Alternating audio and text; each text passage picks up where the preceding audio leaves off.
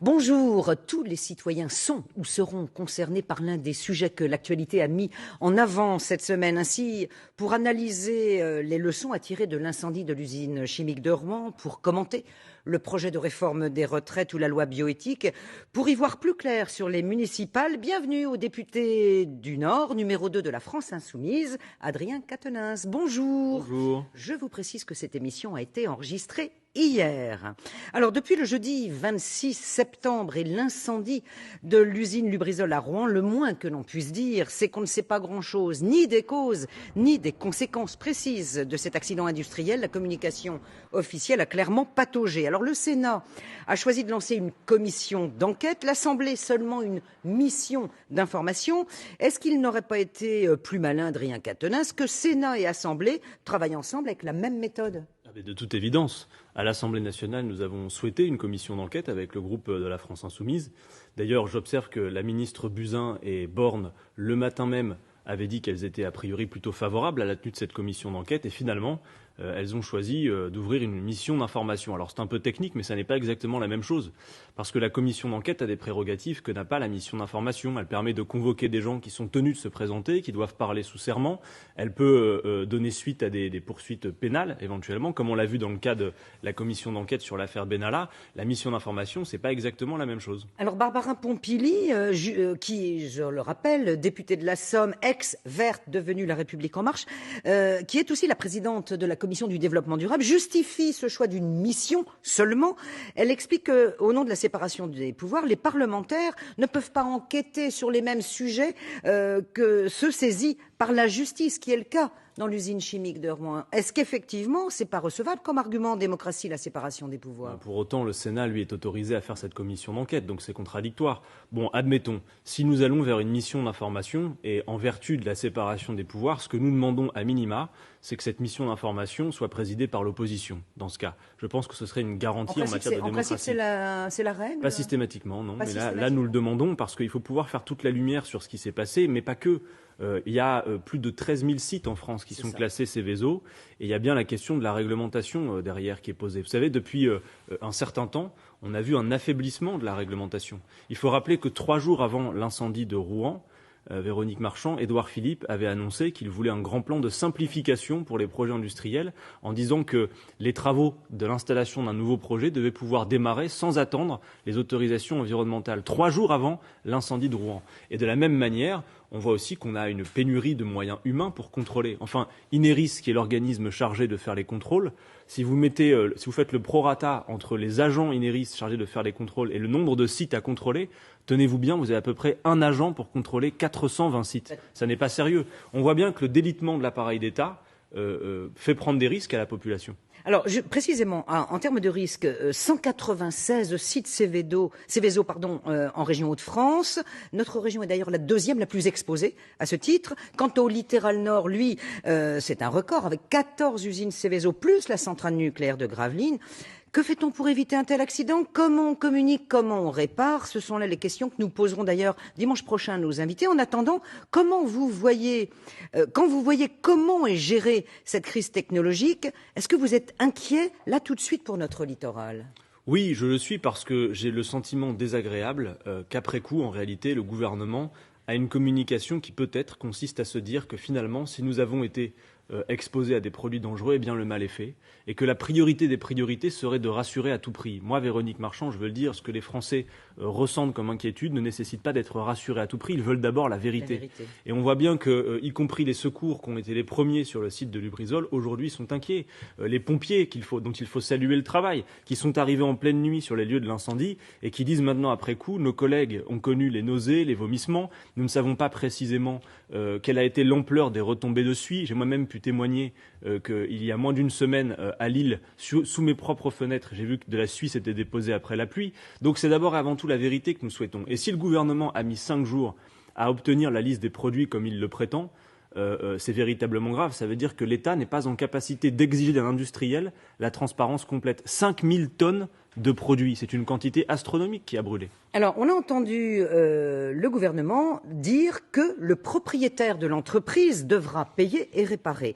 Comment le gouvernement français peut-il faire payer le propriétaire qui est Warren Buffett, l'un des plus gros, ou le plus gros l'un des plus gros milliardaires de la planète. Et à quelle échéance on peut le faire payer? Mais d'abord, la question, c'est comment pourrait-il en être autrement? Évidemment qu'il y a la responsabilité de l'industriel. Je rappelle d'ailleurs que dans la suite des modifications de règlement, il y a encore quelques temps, ce sont 1000 tonnes de plus qui ont été autorisées sur ce site. Donc, évidemment, il y a une responsabilité industrielle. La priorité pour Emmanuel Macron devrait être sans doute de se déplacer à Rouen. D'ailleurs, on n'a pas vu Emmanuel Macron encore se déplacer sur site. Je me demande bien pourquoi. De décrocher son téléphone et d'appeler directement Warren Buffett pour exiger de lui, parce qu'il est derrière le fonds d'investissement qui possède Lubrizol, eh bien qu'il répare les dommages causés. Il y a bien évidemment la question du suivi sanitaire, mais il y a aussi immédiatement les conséquences sur l'agriculture. On le voit bien. Donc, si vous voulez, il faut qu'on puisse faire toute la lumière sur ce qui s'est passé, que les responsables payent, mais il ne s'agit pas de faire de l'agitation politique. On doit pouvoir créer les conditions que ça ne se reproduise plus. Alors moi, je m'inquiète de voir, précisément en termes d'affaiblissement des règles et de manque de moyens humains, que nous ne sommes pas à l'abri d'un nouveau cas. C'est la deuxième fois que nous subissons une telle catastrophe industrielle. C'est la plus grande depuis l'explosion d'AZF en 2001. C'est pas forcément vous qui siégerez dans cette mission pour le. Alors là, la France Insoumise ira. Nous n'avons pas encore décidé de qui irait dans le groupe, mais évidemment, comme nous avons demandé cette commission d'enquête, même si c'est une mission d'information, nous irons. Et pourquoi pas d'ailleurs, nous serions prêts, s'il fallait, à la diriger. Alors, cet accident renforce encore évidemment l'urgence écologique. Je me suis arrêtée sur un propos de votre députée européenne, Manon Aubry, expliquant que le patron des Verts, Yannick Jadot, lui aussi député européen, faisait de l'écologie pour les riches. Bon, est-ce que c'est bien le moment, Adrien Quatennens, entre défenseurs politiques de l'environnement, de s'envoyer la vaisselle à la figure ? Bon, écoutez, ce qu'on peut dire déjà, c'est que dans un contexte où la toile de fond est effectivement la question climatique, et c'est pas politicien, c'est parce que chacun voit bien maintenant que c'est une réalité concrète qui a fait immersion dans la vie de tout le monde. Les scientifiques nous alertent sur le caractère d'urgence, y compris d'urgence temporelle. C'est-à-dire que maintenant, on nous dit non seulement ce qu'il faut faire est ample et ambitieux, mais surtout, et c'est sans doute le plus important, nous n'avons pas tout le temps devant nous pour le faire. Par conséquent, tout le monde est écologiste à présent. Et je crois que vous-même... Vous ne pouvez pas reprocher aux Verts. C'est pas ce que vous pouvez reprocher aux Verts. Non, je ne leur reproche pas. Mais ce que je veux dire aujourd'hui, c'est que vous pourrez en témoigner personnellement. À chaque fois que vous recevez un invité ici aujourd'hui, quel que soit son étiquetage politique, il se dira devant vous écologiste. La question qui persiste maintenant, c'est quelle écologie pour faire face à cette crise climatique dans le délai imparti. Moi, je vous le dis tout net, si nous avons... quelques mois, 18 mois, nous dit le GIEC, pour prendre des mesures radicales, il faut se hisser à la hauteur des événements.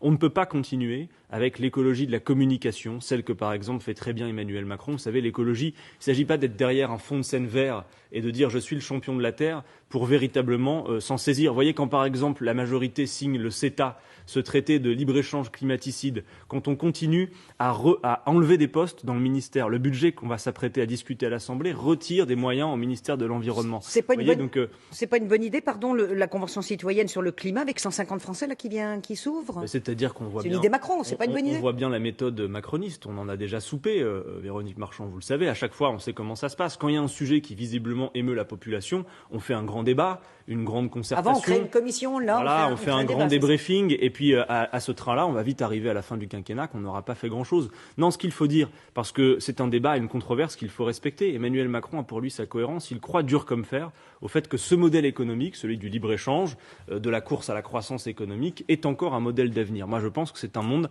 avec lequel il faut rompre et que cette rupture serait salutaire. Et je veux dire, pour terminer sur ce sujet, que le plus frustrant est que tous les moyens existent.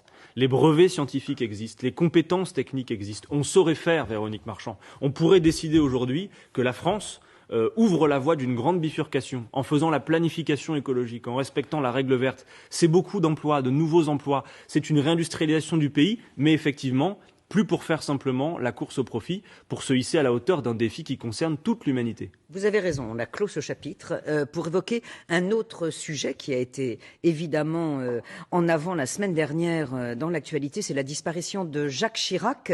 Alors, c'est sous Chirac président, Villepin Premier ministre que vous avez commencé à militer, c'était je crois en 2006. C'est ça. Contre le CPE, vous étiez lycéen à l'époque. Ce fut une loi qui a été votée puis abrogé sous la pression des manifestants. Alors, au bout de quelques jours après l'annonce de la mort de Jacques Chirac, bien des citoyens ont été tout de même interpellés par l'ampleur de la couverture et politique et médiatique de cette disparition et même par le ton très unanimiste au début. Est-ce que vous avez été surpris que la mort de Jacques Chirac en arrive même par moments à éclipser l'accident de Rouen ? Ça, c'est sûr que du point de vue du traitement médiatique, on a eu l'impression qu'après les obsèques de l'ancien président, l'incident de Rouen venait de se passer en quelque sorte. Il y a eu une espèce de déport dans l'actualité. Non, mais bon, ce qu'il faut dire, je pense que je n'ai pas besoin de préciser à ce micro que je ne partage pas les idées de Jacques Chirac et qu'il était un adversaire politique. Pour autant, je dois le dire, j'ai moi-même participé aux cérémonies d'hommage parce que lorsqu'un ancien président de la République disparaît, c'est une page de l'histoire de notre pays et des Français qui se tournent. Donc je crois que ce n'est pas le moment, quand un ancien président décède, de régler ses comptes politiques avec lui. Et par ailleurs, moi je vous le dis, Jacques Chirac incarnait une droite républicaine que le mandat d'Emmanuel Macron, moi, me ferait presque regretter, pour tout vous dire. Et nous lui devons en quelque sorte aussi le fait d'avoir tenu tête pour ne pas embarquer la France dans les aventures guerrières de Bush en Irak, vous vous en souvenez. Bon voilà, pour le reste, il va sans dire que d'un point de vue macroéconomique, si Jacques Chirac avait été en face de moi un jour et si j'avais eu cette chance de débattre avec lui, nous n'aurions pas été d'accord. Pour autant, je sais rendre hommage au président qu'il a été.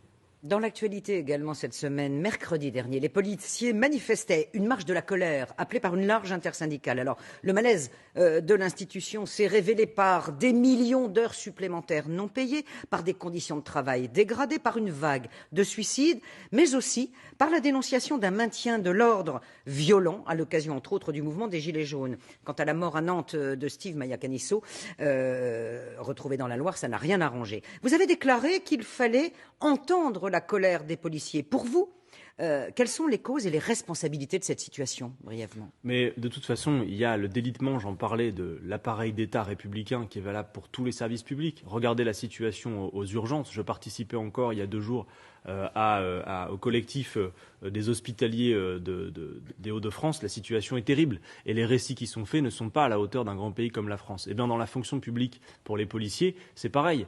Moi, autant je suis capable de critiquer ouvertement les dérives qu'il y a eu, la violence policière quand elle s'abat sur des manifestants, on l'a vu. Et je veux dire aux fonctionnaires de police qui m'entendent que politiquement, lorsque nous mettons en cause ces faits graves, ce sont les responsables politiques que nous ciblons. Ce ne sont pas les fonctionnaires qui, eux, ont vocation, Véronique Marchand, d'abord et avant tout, à obéir aux ordres. Et le principal donneur d'ordre en la matière, il est à la place Beauvau, c'est Christophe Castaner, et c'est lui et lui seul qui porte sur ses épaules un bilan de 25 personnes qui ont perdu un œil, 5 mains arrachées et plusieurs morts dans cette affaire. N'empêche, on a entendu Jean-Luc Mélenchon dire des policiers que c'était des barbares. Alors non, par ailleurs non. On a vu des chaînes d'infos en continu mettre Jean-Luc Mélenchon, ouvrez les guillemets, les policiers sont des barbares, alors que cette phrase n'a jamais été prononcée. Jean-Luc Mélenchon participait le 24 septembre à une manifestation, et souvenez-vous que juste avant, le 21, la marche pour le climat en France avait été réprimée. Et là, c'était pas uniquement les Gilets jaunes. Vous avez d'ailleurs des témoignages de militants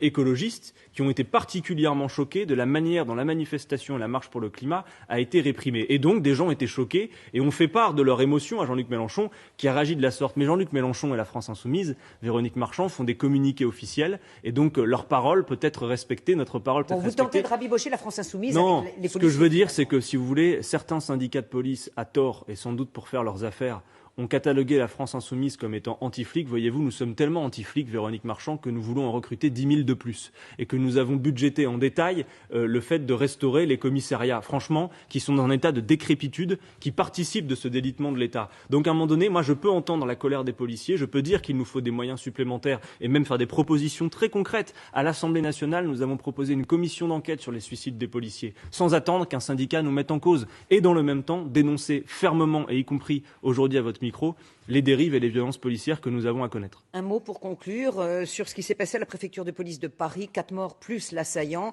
Finalement, on se dirigerait vers une piste terroriste. Ça vous surprend? Écoutez, c'est terrible. J'attends avec beaucoup d'intérêt les premières conclusions de l'enquête. Si ce fait est avéré, c'est gravissime parce qu'on parle du coup en plus de quelqu'un qui s'est retourné contre ses collègues au sein d'un service de renseignement, donc prétendument qu'aurait à lutter contre le terrorisme. Donc c'est gravissime si ça se vérifie. Je veux dire qu'il ne faut rien céder en la matière. D'abord, ne pas céder à notre adversaire, qui veut parfois se positionner sur le terrain de la religion. Moi, je ne connais aucune religion qui demande qu'on égorge qui que ce soit comme ça a été fait. Ensuite, dire qu'il y a aussi la question des moyens humains, des techniques de renseignement, d'infiltration, qui étaient des techniques à l'ancienne, que l'on pourrait peut-être mieux faire aujourd'hui si l'État avait plus de moyens. Et puis, enfin, dire une chose, c'est que contre la radicalisation, si tant est que ce soit bien cela dont il soit question, Moi, je crois à la nécessité de renforcer nos anticorps républicains. La République, Véronique Marchand, ne doit pas rester abstraite. Vous avez plein de quartiers où les gens nous disent, vous savez, la République, liberté, égalité, fraternité, pour nous, ce sont des mots, mais on ne vérifie pas ce contrat politique au quotidien. Eh bien, la tâche qui devrait être la nôtre, celle de la France insoumise notamment, c'est de redonner corps et vie à ce projet républicain. Liberté, égalité, fraternité, ça ne peut pas être que des mots, c'est un projet politique, il faut donc y donner corps par des moyens, et notamment les services publics. Alors, la réforme des retraites, tout autre chose, doit instituer un système universel à points en 2025 et faire tomber les 42 régimes spéciaux. Emmanuel Macron a lancé cette semaine ce qu'il appelle un grand débat, le débat national. À Rodez jeudi, 32% des Français seulement se déclarent favorables à la réforme et 65% soutiennent la mobilisation syndicale contre ce projet d'après un sondage Elab. Alors après la lutte contre la réforme du travail qui vous a fait connaître en 2017, c'est vous qui portez ce dossier des retraites pour la France insoumise. Pourquoi êtes-vous certain que cette réforme va forcément aboutir à la baisse des pensions et au rallongement de la durée du temps de travail ? Pour une raison très simple que je vais vous résumer d'un mot, c'est que tout ce qui concerne la retraite par points, finalement, n'est qu'un habillage si on regarde l'essentiel. L'essentiel, c'est quoi ? C'est qu'Emmanuel Macron ne veut pas qu'il y ait plus de ressources pour financer les retraites. Aujourd'hui, c'est 14% du PIB. Cotisations qui sont supprimées. Voilà, il veut que ce soit toujours 14% du PIB. Sauf que Véronique Marchand, on sait, compte tenu de l'évolution démographique que nous allons avoir à connaître, de plus en plus de seniors dans la part de la population. Donc s'il fallait schématiser d'un mot la réforme des retraites, en gros, nous allons être toujours plus nombreux à table, mais Emmanuel Macron nous dit, le gâteau, lui, ne sera pas plus gros. Donc on peut en conclure, et je mets au défi Emmanuel Macron et son envoyé spécial Jean-Paul Delevoye de me faire la démonstration inverse, qu'effectivement, il faudra soit travailler beaucoup plus longtemps, pour avoir le même niveau de pension, soit les pensions vont baisser, soit, et c'est le plus probable, un peu des deux. Voilà ce qui va se passer en réalité. Le reste, c'est de l'habillage. Vous parliez à l'instant des régimes spéciaux. Le gouvernement en parle beaucoup parce que ça permet quoi ? Ça permet de diviser les Français entre eux, alors qu'en réalité, tous vont perdre dans l'affaire. 42 régimes spéciaux, Véronique Marchand, ça ne concerne que 3 petits % de la population. Vous voyez bien, c'est un argument qui permet de faire que le poison de la division règne, alors que tout le monde va être perdant tel que la réforme est engagée. Vous trouvez où, vous prenez où l'argent pour financer une réforme des retraites qui permettrait de revenir à 60 ans ? Voilà une question intéressante. Bah oui, parce que vous la posez. Donc. Alors, nous allons, dans les prochaines semaines, les prochains mois, présenter un contre-projet dont l'axe principal est de dire quand vous arrivez à la retraite, ça ne doit pas signifier une baisse de votre niveau de vie. Donc il faut ce qu'on appelle le taux de remplacement qui soit significatif. Nous voulons permettre de partir à 60 ans. Comment on finance ? D'abord, par la mise à contribution des revenus financiers des entreprises, qui aujourd'hui ne sont pas comptabilisés. Ensuite, la question des retraites, c'est aussi la question de la répartition de la valeur. Or, aujourd'hui, on sait très bien qu'un certain nombre de points de PIB sont passés des poches du travail aux poches du capital. Et ensuite, je vous dis une chose, à long terme, il faudra, je le crois, augmenter les cotisations, mais toutes les projections nous montrent qu'il n'y a pas de contradiction entre le fait d'augmenter les cotisations et d'avoir malgré tout un salaire net qui continue à augmenter. Je pose une autre proposition très rapidement. Vous savez que dans ce pays persiste une inégalité intolérable de salaire entre les femmes et les hommes, environ 20%. Je vous demande d'y songer un instant. Si on mettait fin à cette inégalité salariale de 20% entre les femmes et les hommes, les cotisations supplémentaires qui en résultent permettent de financer un modèle de retraite. Sauf qu'il faut que les entreprises soient d'accord pour payer ce supplément de salaire dû aux femmes. Soit d'accord, ou alors que l'État et la puissance publique décident de faire la loi. C'est notre rôle à l'Assemblée nationale notamment. On a beaucoup de pistes et nous ferons la démonstration que c'est possible. Je crois que le gouvernement manque d'imagination. En tout cas, ce que je veux dire aux Français, c'est que tout est verbiage si Emmanuel Macron ne dit pas l'essentiel, à savoir qu'il ne veut pas plus de ressources pour financer les retraites, alors que nous allons avoir plus de besoins. Donc c'est clair et personne ne peut démontrer l'inverse. Tout le monde va y perdre. Et moi, je crois que le progrès, Véronique Marchand, ça n'est pas de travailler toujours plus. Si on produit beaucoup plus vite aujourd'hui qu'avant, si un salarié français aujourd'hui produit en moyenne 3 fois plus compte tenu du bond technologique que dans les années 70, est-ce que le progrès, ça n'est pas de se dire justement, eh bien on peut se libérer du temps.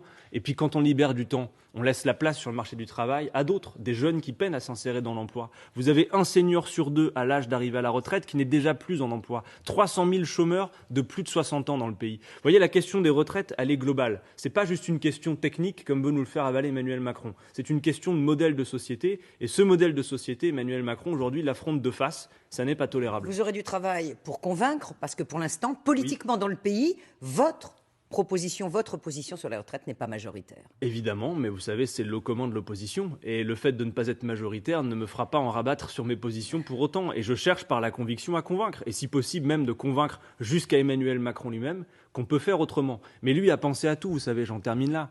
Depuis quelques jours, regardez, vous voyez sur les chaînes d'infos en continu de plus en plus de publicité pour les systèmes de retraite par capitalisation. C'est-à-dire, si la retraite par répartition devient indigente, messieurs, mesdames, allez chez l'assureur, allez chez le banquier, et puis faites-vous votre propre retraite. Mais vous n'êtes pas surpris?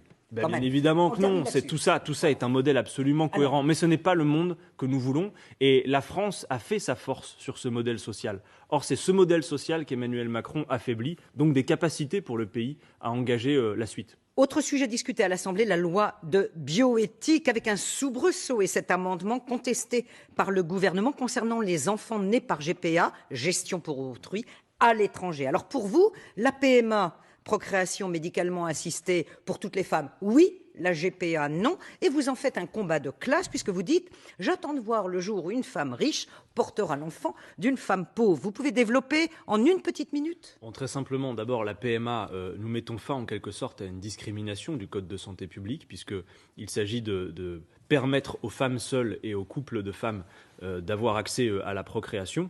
Surtout, je veux dire que c'est un droit supplémentaire qui ne va en retirer aucun à quiconque d'autre.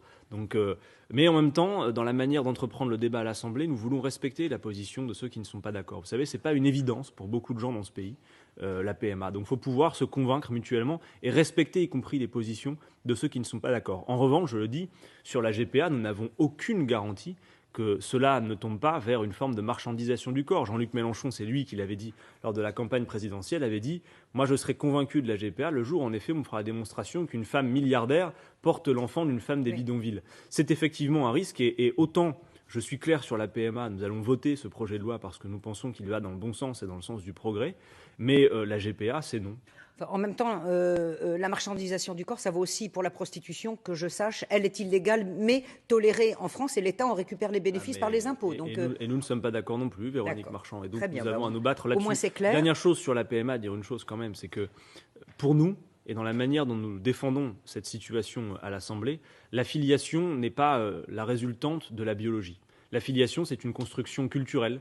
On sait qu'un enfant, s'il manque d'amour, va dépérir. Mais vous savez comme moi que vous avez des familles hétérosexuelles, tout à fait traditionnelles, telles que le disent nos adversaires, qui ne sont pas des nids d'amour pour des enfants. Vous avez des bourreaux d'enfants parmi ces familles plus traditionnelles. Alors qu'à l'inverse, vous avez des couples homosexuels qui, évidemment, auraient énormément d'amour à donner à des enfants. Donc voilà. Et puis surtout, pour faire baisser la tension dans le pays autour de ce sujet, dire que ce nouveau droit n'en retire à personne d'autre. Donc il n'y a pas raison de se mettre autant en colère sur ce sujet, même si, j'insiste, il faut respecter les positions des uns et des autres et se convaincre par l'argumentation. On ouvre un chapitre municipal ? Allons-y. Vous avez donc annoncé mi-septembre que vous ne seriez pas tête de liste au municipal à Lille pour la France Insoumise. On rappelle que Lille est votre circonscription comme député. Quel était le risque finalement pour vous ne pas gagner et donc être affaibli au niveau national et du coup affaiblir le parti ?